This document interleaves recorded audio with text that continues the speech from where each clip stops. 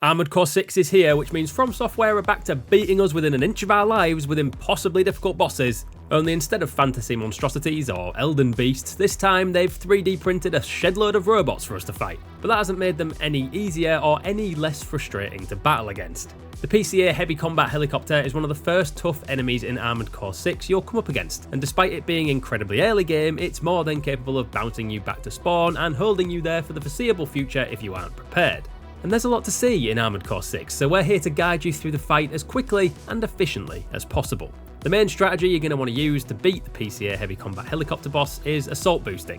That's using L3 in layman's terms, jetting towards it and hitting it twice with the pulse blade as often as you can. While this does not mean neglecting your right arm and shoulder firing options, you'll want to use them whenever you can, utilising the power of the pulse blade will be the key to finishing this fight fast before it can get damage off on you. Additionally, while the pulse blade will be key to breaking down the boss, try and hold off on using it if the stagger meter is nearly full. This will be indicated by the yellow bar at the top of your aiming circle or the top of the screen, and once it's full, an enemy is staggered and it'll go red. This stagger allows all attacks to be direct hits and deal significantly more damage, so once the stagger meter is pushing full, keep hold of your pulse blade until it goes red to secure the maximum amount of damage. It'll save you a lot of hurt in the long run. This heavy combat helicopter can obviously attack back though, and in Armored Core 6, a good defense is just as required as a good offense. In terms of attacks to watch out for, the main one that you're going to have to worry about are its missiles. It has 3 types of missile attacks in its arsenal, each with its own strengths and weaknesses, but really, you want to avoid them all. Missile Salvo 1 is a small rocket barrage, with tracking enabled on all the projectiles. Missile Salvo 2 is a larger rocket barrage, with tracking also enabled on the missiles. And finally, there's heavy missiles. Several straight-on massive damage-dealing projectiles, but with no tracking. The 2 missile salvos will come from the edges of the helicopter's wings, whereas the heavy missiles will emerge from the front.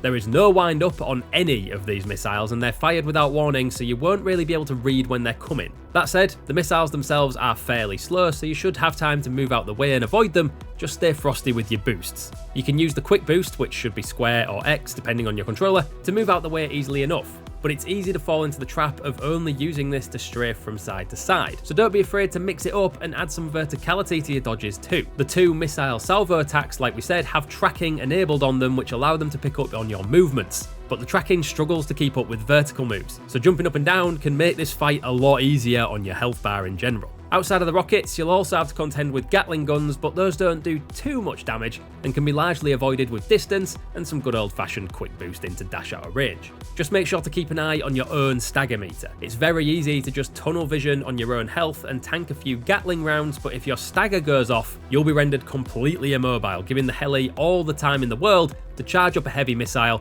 and ruin your day with it. Put all this advice into action, and ultimately the PCA Heavy Combat Helicopter boss becomes about as easy as you can expect from a FromSoft opening salvo to be.